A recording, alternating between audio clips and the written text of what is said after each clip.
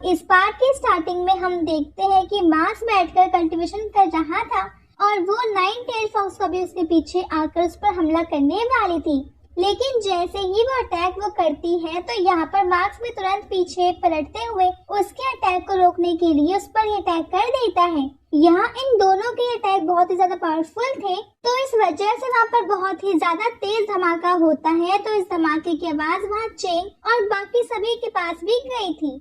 यहाँ पर वो सभी शॉक थे कि आखिर ये किस तरीके का धमाका था। और अब इमॉर्टल टर्टल बताता है कि इस धमाके की आवाज सीधा ही फॉरबिडन प्लेस से आ रही है।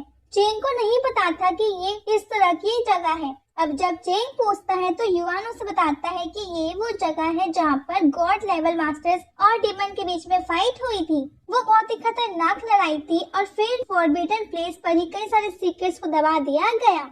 अब वापस से सीन चेंज होता है और हम फिर से अब उस नाइन टेल फॉक्स के बीच में फाइट हो रही थी, जहां अभी उस अटैक की वजह से दोनों ही थोड़े पीछे आ चुके थे और अब नाइन टेल फॉक्स फिर से मार्क्स के ऊपर हमला करने के लिए आगे बढ़ रही थी। हम देखते हैं कि यहाँ पर मार्क्स अपनी तलवार निकालता है और एक बैरियर फॉर्मेशन बनाता है। इस फॉर्मेशन की जो एनर्जी थी वो उस नाइन टेल फॉक्स को रोक रही थी, मगर नाइन टेल फॉक्स की पावर बहुत ही ज्यादा है। इस वजह से मार्क्स वहाँ से पीछे को फेंक जाता है। वो भी नाइन टेल फॉक्स की पावर देखकर शॉक था। वैसे असल में नाइन टेल फॉक्स यहाँ पर ना जाने वो कब से कैद है, तो इस वजह से उसकी पावर अब कम हो चुकी थी, लेकिन फिर भी वो मार्क्स पर भारी वो पड़ रही थी। लेकिन यहाँ वो मार्क्स की पावर देखकर इम्प्रेस थी। वो कहती कि कमाल है, मुझे लगा नहीं था कि तुम इतने ज्यादा पावरफुल होंगे। तुमने पहले तो मुझे अपनी बॉडी को शीज करने से रोका और फिर इस स्वॉर्ड फॉर्मेशन को भी यूज कर रहे हो। इसका मतलब तुम कोई नॉर्मल कल्टिवेटर नहीं हो।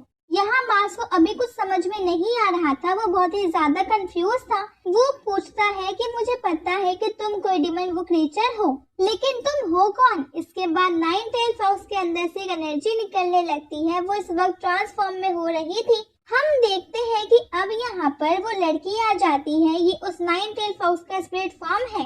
ऐसा हम पहले भी देख चुके हैं कि जब उस फ्लावर का स्पिरिट फॉर्म में अपग्रेड होता है तो वो एक मास्टर बन चुका था। वैसे ही ये नाइन टेल फॉक्स का स्पिरिट फॉर्म है। वैसे ऐसा मार्क्स को लग रहा था कि असल में सच कुछ और है। यहाँ पर वो नाइन टेल फॉक्स कह रही थी कि तुम तो डरते भी नहीं हो, तुम सच में कमाल के हो। इसके बाद वो आगे बढ़ते हुए मार्क्स के ऊपर वो किसी माइंड कंट्रोलिंग मैजिक का यूज कर रही थी, जिस वजह से मार्क्स का उसके अपने आप माइंड पर से कंट्रोल खो रहा था। यहाँ नाइन टेल फॉक्स किया उसने ये जो मिराज से लड़की बनाई है वो यहाँ पे मार्क्स के बहुत पास आ जाती है। साथ ही वहाँ उसका एक और जो क्लोन बन गया था। हम देखते हैं कि मार्क्स अभी पूरी तरीके से उसके कंट्रोल में नहीं गया था। वो थोड़ा तैयार लग रहा था, जैसे कि उसे पहले से पता हो कि उसे कंट्रोल किया जा रहा है। अब तभी हम उस नाइन टेल फॉक्स को मार्क्स के पीछे देखते हैं। वो यहाँ मार्क्स पर अचानक से हमला करने ही वाली थी, लेकिन तभी मार्क्स अपनी तलवार वो पकड़ता है और वहाँ से दूर वो छलांग मारते हुए अपनी तलवार के वो कुछ क्लोन्स बनाकर उन सभी फॉक्स स्पिरिट क्लोन को खत्म कर देता है और फिर कहता है कि तुम इस तरह के बचकाने अटैक से मुझे कभी नहीं रोक सकती हो और ना ही तुम इस तरह की चीजों से मुझे फंसा सकती हो। अब वो अपनी तलवार के बहुत सारे क्लोन क्रिएट करता है और कहता है कि अगर तुम मुझे हराना चाहती हो या फिर मेरी बॉडी को अपना करना चाहती हो तो तुम्हें इसके लिए मुझसे फेयर फाइट में हराना होगा।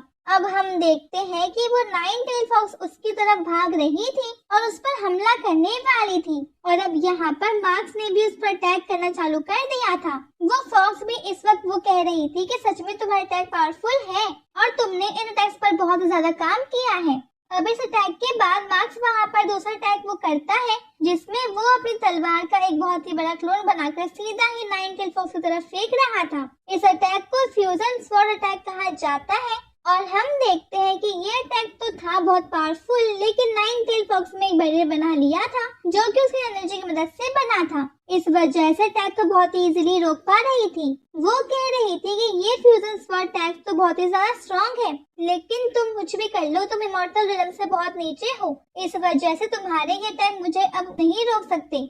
और फिर वो कहने लगती है कि अब मेरी बारी है अटैक करने की, तो इसलिए हो सके तो थोड़ा सा तैयार रहना। और अब फिर वो अपनी एनर्जी को रिलीज करती है और अब हम देखते हैं कि वो पानी के ऊपर थी तो उसकी जो एनर्जी थी वो पानी को पकड़कर वो किसी कैनन बॉल की तरह सीधा मार्क्स की तरफ जा रही थी। मार्क्स अब उन सभी से बचने में थोड़ा सा टाइम लग रहा था, लेकिन इसके बाद फिर वो फॉर्मेशन क्रिएट करते हुए अपनी उस गोल्डन बर्ड को समन कर लेता है और उसके बाद वो उस गोल्डन बर्ड से सीधा ही नाइन टेल फॉक्स के ऊपर अटैक कर रहा था। लेकिन जब वो fusion sword nine tail fox के साथ टकराती है तो नाइन टेल फॉक्स यहाँ पर अपनी एनर्जी का यूज कर वो उसे रोक लेती है और उसे दूर फेंक देती है। अब नाइन टेल फॉक्स एक बार फिर अपनी एनर्जी को रिलीज करते हुए पूरी एनर्जी को कंसंट्रेट कर सीधा मार्क्स की तरफ फेंकती है, लेकिन मार्क्स ने यहाँ पर वो किसी तरह का फॉर्मेशन क्रिएट कर लिया था जो कि उस नाइन टेल फॉक्स के अटैक को रिफ्लेक्ट कर रहा था और यहाँ पर नाइन टेल फॉक्स की वो सारी एनर्जी सीधा हवा में चली जाती है और इसकी वजह से वहाँ पर एक बहुत ही तेज धमाका होता है। इस धमाके को देखते हुए अब वहाँ पर चेंग और बाकी सभी भी आ गए थे। ये सभी लोग इस चीज को देखकर बहुत ज्यादा वो शॉक थे। चेंग पहले ही कहने लगता है कि लड़ाई तो बहुत ही खतरनाक चल रही है, जबकि उसे नहीं पता था कि आखिर वो एक क्रिएचर है या फिर क्या। लेकिन फिर इस क्रिएचर को देखने के बाद युआन कहता है कि ये तो Asian demon nine tail fox है। अब वो भी समझ गया था कि ये भी बहुत ज्यादा स्ट्रॉन्ग है। यहाँ पर इमॉर्टल टर्टल कहता है कि इसे इस फॉर्बिडन एरिया के अंदर बंद किया गया था। ये बात तो मुझे भी नहीं पता थी, मगर अब बहुत ही दिक्कत होने वाली है, क्योंकि जब उसने पिछली बार अटैक किया था तो कई सारे एम्पायर ने मिलकर इसे यहाँ पर सील वो किया था। मेरे हिसाब से हम लोगों को यहाँ से निकल जाना चाहिए, तो ही हम यहाँ से बच पाएंगे। लेकिन तभी युआन देखता है कि सामने मार्क्स उसे फाइट कर रहा है। हम देखते हैं कि इस वक्त वो नाइन टेल फॉक्स सीधा ही मार्क्स के ऊपर अटैक कर रही थी। मार्क्स उसके हमले को रोक नहीं पा रहा था, लेकिन वो वहाँ से थोड़ा दूर हो जाता है। अब नाइन टेल फॉक्स फिर से उस पर हमला करती है, जिसको वो अपनी तलवार से रोकने की कोशिश करता है, लेकिन वो यहाँ पर भी नाकाम था, क्योंकि अटैक बहुत ज्यादा फास्ट था और इतना ज्यादा स्ट्रॉन्ग था कि मार्क्स वहाँ से बहुत ही ज्यादा दूर फेंक गया था। उसमें ताकत नहीं बची थी कि वो और फाइट कंटिन्यू कर सके। वो खुद भी कह रहा था कि ये सच में बहुत ज्यादा स्ट्रॉन्ग है। अब नाइन टेल फॉक्स उसके सामने आती है और कहती है कि देखा, तुम मेरे सामने तो कुछ भी नहीं हो, तुम्हें नहीं पता कि मैंने कितने सारे इमॉर्टल्स मारा है, फिर तुम तो एक नॉर्मल से कल्टिवेटर ही हो। अब देखो, मैं तुम्हें दो रास्ते देती हूँ। पहली चीज, या तो तुम मेरी डिमन आर्मी को ज्वाइन कर लो, या फिर तुम मेरे सर्वेंट बन जाओ और मैं जो भी काम बोलूँ तुम्हें वो करना होगा। वैसे देखा जाए तो दोनों की तरफ से मार्क्स सिर्फ उसकी बात मान रहा था, तो इस वजह से मार्क्स को भी गुस्सा आते जा रहा था। वो कहता है कि मैं तुम्हें सरेंडर कर दूं, ऐसा हो ही नहीं सकता। अब वो खड़ा हो जाता है और कहने लगता है कि मैं मार्क्स पहले ही स्वॉर्डमैनशिप को चुन चुका हूँ, तुम्हें कभी भी किसी का नौकर बनकर रहने की जरूरत नहीं है। और इसके बाद वो अपनी तलवार निकालता है और तुरंत ही नाइन टेल फॉक्स पर हमला करना स्टार्ट वो कर देता है। जहाँ पर उसके अटैक बहुत ही पावरफुल थे, लेकिन नाइन टेल फॉक्स उसके अटैक्स को रोकते जा रही थी। अब मार्क्स देखता है कि वो और देर तक इस तरह के अटैक्स का यूज वो नहीं कर सकता, इस वजह से वो अपनी पूरी पावर लगाकर एक बहुत बड़ी तलवार को क्रिएट वो करता है। ये तलवार बहुत ज्यादा बड़ी थी कि उसे उस नाइन टेल फॉक्स को मार दिया जा सकता था, लेकिन नाइन टेल फॉक्स भी तुरंत ही अपनी स्प्रेड पावर को एक्टिवेट करती है, जिससे उसका जो कलर है और उसका फॉर्म थोड़ा सा बदल गया था। उसकी पावर भी अब बहुत ज्यादा हो चुकी थी, जिस वजह से वो बहुत ही आसानी से मार्क्स की उस तलवार को रोक लेती है और फिर मार्क्स को भी चेन से पकड़ लेती है। वो चेन बहुत ज्यादा मजबूत थी, मार्क्स उन्हें तोड़ नहीं सकता था और ना ही वो उनसे बच सकता था।